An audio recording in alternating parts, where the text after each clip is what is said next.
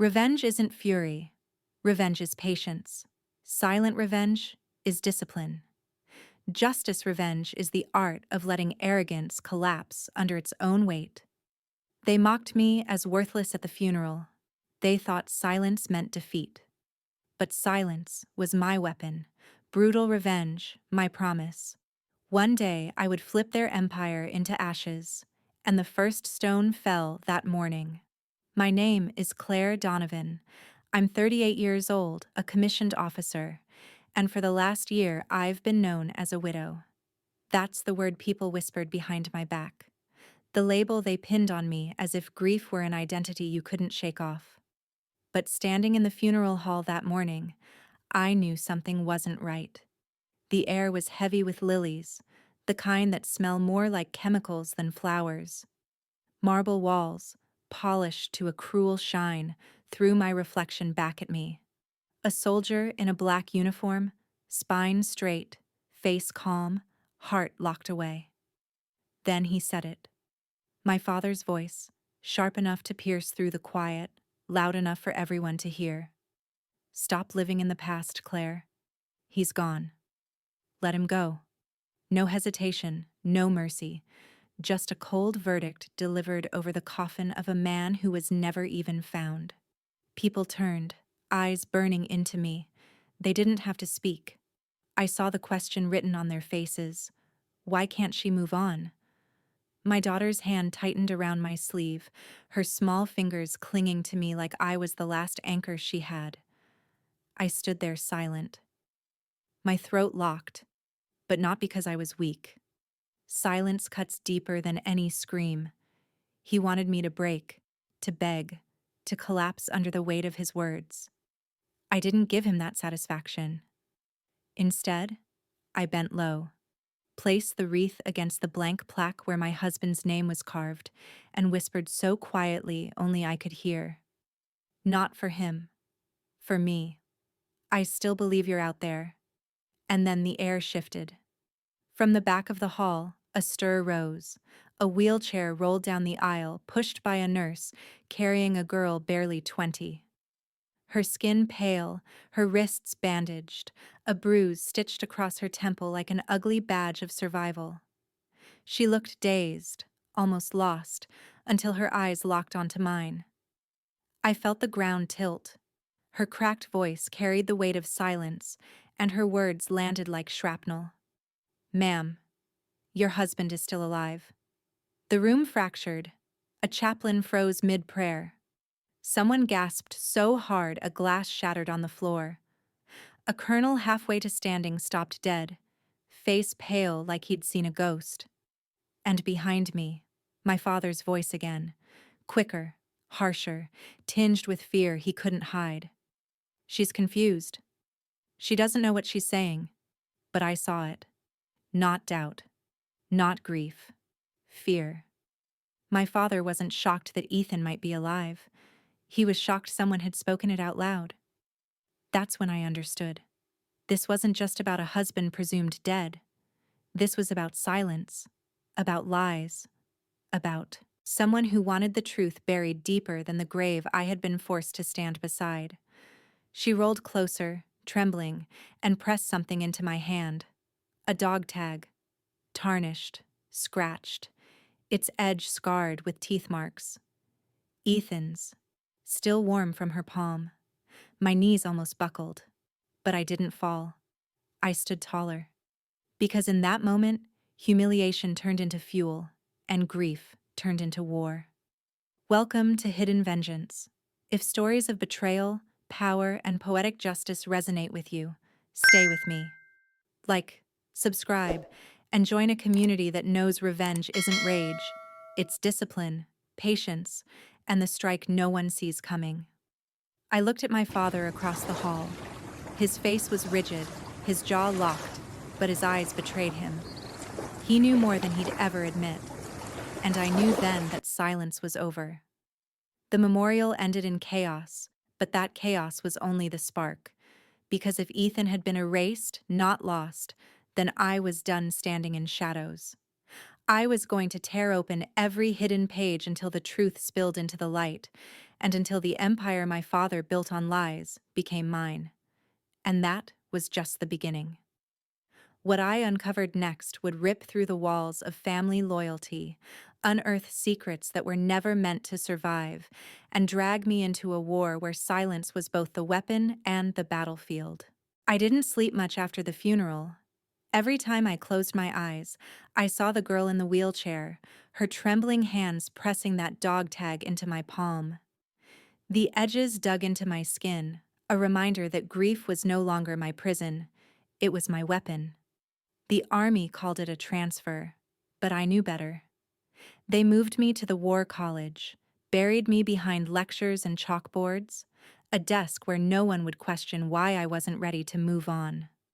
On the surface, it looked like safety. In truth, it gave me cover. By day, I stood before cadets in neat rows, teaching them the art of misdirection, battlefield deception, how a single false signal could swing the course of a war. They nodded, took notes, repeated back the doctrine. None of them knew that after the classroom lights went dark, I lived those lessons for real. At night, I pulled open Ethan's file, the one stamped MIA/KIA, and combed through every line. The pages smelled of ink and bureaucracy, polished as glass, unnaturally spotless. The kind of spotless that makes you wonder what's been scrubbed away. One detail cracked it open, a timestamp off by 10 minutes. It looked small, meaningless, until you've lived in firefights where a single minute decides who comes home and who doesn't. I cross-checked it against radio logs I had to sneak from a backup server, masking the request as academic research. That's when I heard it. Distorted, faint, but real. Red echo. Ethan's call sign, transmitting 13 minutes after he was officially declared dead. My pulse hammered, but I didn't move a muscle. In the Army, you learn to mask reaction until you know you're safe. Only I wasn't. Not yet. The recovery report offered no comfort, no body, only remains believed to be. A scrap of uniform, a tagged fragment. Standard language, but one page was missing from the file. When I requested it, the archivist snapped, "What you received is the full file." Too fast, too defensive. And then he hung up before I asked his name. That was when the chill hit me. This wasn't sloppy paperwork. This was deliberate. I opened procurement manifests, the kind of tedious spreadsheets contractors hide fraud inside. Medical aid, ammo shipments, fuel deliveries. Nothing unusual, until one order caught my eye. Category red supply, containment materials. Not food, not medicine, containment. The routing code traced back to Donovan Global Logistics, my father's company, dated 2 days after Ethan vanished.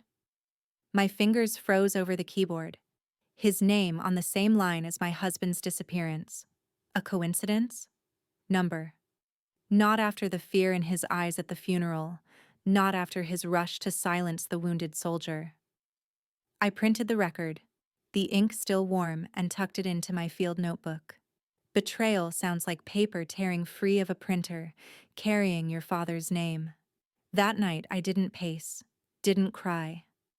I sat at my desk with the light off, the house quiet, and memorized the numbers on that page like scripture. Because numbers don't lie. People do. If you've ever felt your truth erased, pass this story forward. Someone else needs to know silence can break. I leaned back in the chair, the weight of that single sheet heavier than any medal I'd ever worn. My father had told me to bury the past, but now the past had teeth. And the deeper I dug, the more I realized it wasn't just Ethan who'd been erased. It was an entire operation hidden in plain sight, a machine that needed silence to survive. And if that machine was real, then the next move I made would either expose it or get me buried right beside him. The first crack widened faster than I expected. That single procurement record with my father's name on it wasn't an isolated ghost. It was the thread of an entire web. I spent nights buried in Ethan's old field laptop, The one I had avoided for a year because turning it on felt like prying open a coffin. But the moment the screen flickered to life, I knew why he'd hidden it so carefully. The desktop was too neat, unnaturally sterile, but the files weren't what they seemed. Logistics manifests lined the folder, each one dull at first glance. Ammo shipments, medical kits, evacuation tallies. Yet in the final column of each sheet, Ethan had buried symbols, a stray period, a misplaced hyphen, a comma that didn't belong. Random to anyone else. But when I pulled them all together, they spelled out a single phrase: Echo last. My hand trembled as I searched deeper, uncovering a hidden video partition. The footage jolted me upright. Ethan's face, unshaven, a cut across his cheekbone. He wasn't dead. He was warning me. His voice, steady despite exhaustion, spoke of black routes running between bases, unmarked cargo never listed anywhere official. He named the weakest link in the chain, Donovan Global Logistics, my father's empire, the company that bore my name. He told me not to let it die with him. The video ended, but the silence it left behind thundered louder than gunfire. The next day, I couldn't look my cadets in the eye the same way. Their uniforms were crisp, their futures untouched by the rot I'd just seen. When class dismissed, I locked myself in my office and pulled every restricted contract I could access. The pages stacked high on my desk until the air smelled of toner and fear. Each one traced back to the same hidden liaison office. Each one linked to containment routes that didn't exist in official books. And every time my father's company appeared, handling shipments marked urgent, sealed under auxiliary civilian support. That evening, I confronted my mother in the kitchen. She smoothed the hem of her blouse the way she always did when truth threatened to rise. "Rebecca," she whispered, "you're scaring us. Just let it go." Her eyes avoided mine, her voice trembling on words rehearsed too many times. Behind her, my father stood still, arms crossed, gaze pinning me like a general cornering an enemy. "You're chasing ghosts," he said. "You'll ruin everything." I stepped closer, laid the printed invoices on the table between us. "You're right," I replied. "I am chasing ghosts. And every one of them carries your mark." His jaw tightened, his silence heavier than denial. That's when I realized he wasn't just afraid of exposure. He was invested in it. Every missing page, every scrubbed report, every trembling archivist on the other end of the phone was part of his shadow. And if I wanted to bring Ethan home, I'd have to dismantle it piece by piece, even if it meant dragging my own blood into the light. If this reckoning cuts through you, stay with me. Subscribe, because Hidden Vengeance isn't just a story. It's proof that truth can survive the weight of silence. The web was wider than I imagined, but I wasn't alone in pulling its strands. I had one more lead, a name buried deep in the files Ethan left behind. And following it would take me straight into the hands of someone who had seen the inside of the machine and barely escaped alive. I found him working nights in a windowless server room outside Richmond. Nathan Cole, a man who once processed contracts for Donovan Global Logistics and then disappeared from the records like smoke. The air smelled of dust and overheated wiring, fans humming like a mechanical heartbeat. When I said his name, he froze as if I had called out a ghost. He tried to brush past me, duffel slung low on his shoulder, but I stepped into his path and showed him Ethan's photograph. Not the official one, but the candid shot of him laughing in sunlight, head tilted back like he had nothing to hide. Nathan's eyes flickered. He muttered, "I told him not to go back." My chest tightened. "So you knew," I said. His shoulders sagged. Without another word, he unlocked his car, waved me inside, and shut the doors like a man sealing a confession booth. From the glove box, he pulled a small black USB, no markings, no label. "He sent me a trace packet before everything went dark," he whispered. told me if something happened to keep a copy off grid. My hand closed around the drive. It felt heavier than iron. He wouldn't look at me. You think you're only up against your father? You're already losing if you believe that his voice was bitter, hollow. I slipped the USB into my coat and stepped out before dawn touched the parking lot.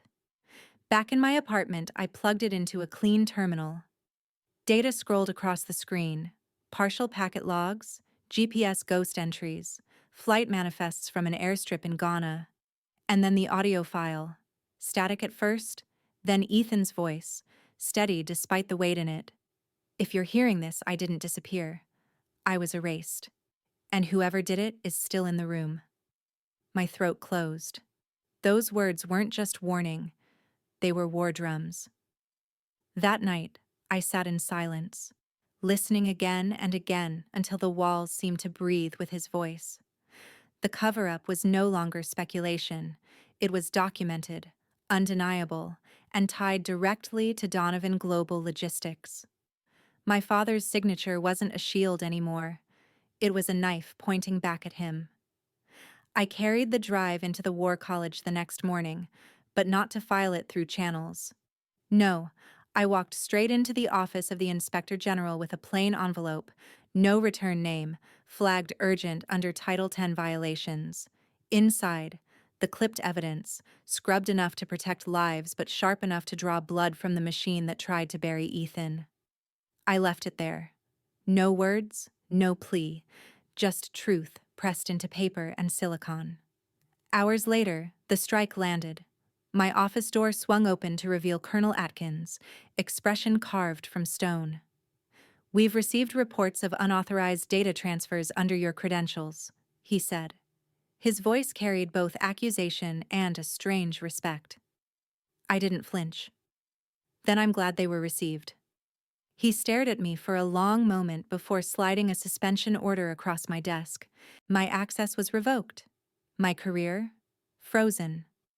The army thought they had clipped my wings.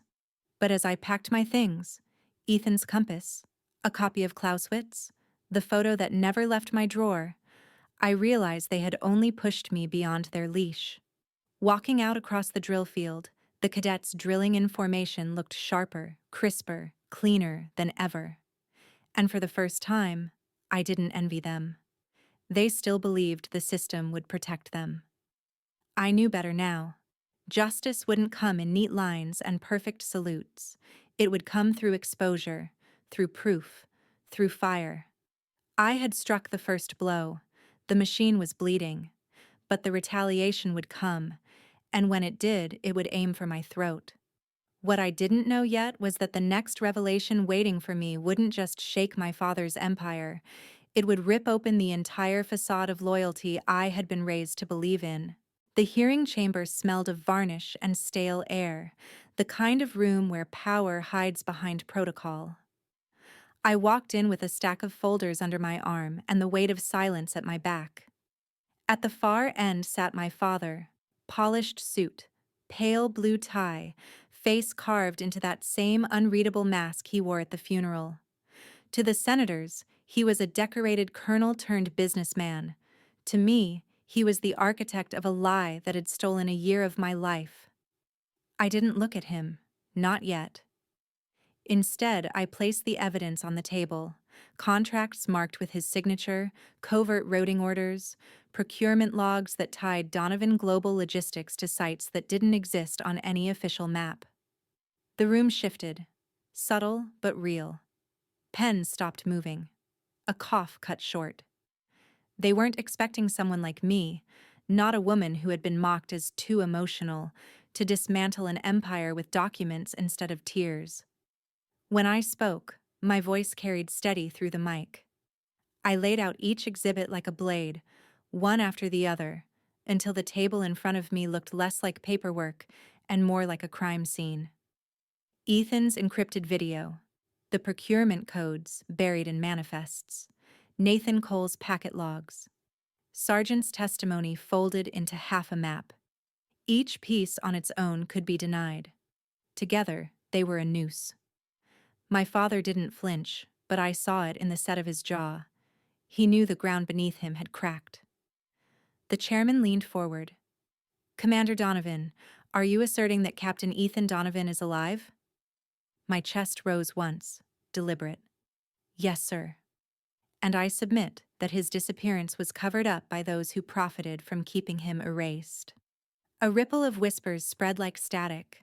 I caught my father's gaze then, and for the first time, he didn't look like a general or a CEO. He looked like a man who'd been outplayed. The climax didn't come in a shout. It came in stillness. The committee recessed, but not before acknowledging the evidence warranted federal oversight. In that sterile room, the legacy my father tried to bury twisted in his hands. He had built an empire on silence. I had turned silence into proof. Weeks later, he was sentenced. 17 years. There were no cameras, no fireworks, only the dry echo of a gavel. He stood motionless as the words fell, as if his pride was the last uniform he refused to take off. Outside, reporters swarmed me, hungry for rage or triumph. I gave them neither. Only one line: justice is not about vengeance, it's about accountability. Then I walked away. The inheritance he'd tried to hoard through contracts and control was mine now, but not in the way he imagined. I didn't need his seat at the head of the table. I bought the company back through silence and precision, and when the final papers cleared, the title on the boardroom wall read my name. His empire, stripped and repurposed, became mine to command. I thought I'd feel triumphant, but what I felt was steadier, like exhaling after holding my breath too long. Owning the legacy wasn't about money or medals. It was about rewriting the story he tried to erase, restoring Ethan's name, and proving that no daughter stands powerless in the shadow of a man who underestimates her. The last time I stood in that courtroom, the air felt sharp, almost metallic, like the world was holding its breath. My father's empire of silence had finally collapsed, and the name he tried to erase now lives again in records that cannot be shredded, in truths that cannot be buried. Yet as I walked out beneath the cold marble columns, I understood something deeper. Revenge doesn't always roar. Sometimes it moves quietly, patiently, like water carving stone. My silent revenge wasn't about spectacle. It was about discipline, timing, and the refusal to let humiliation define me. In the end, justice is not a storm that strikes once.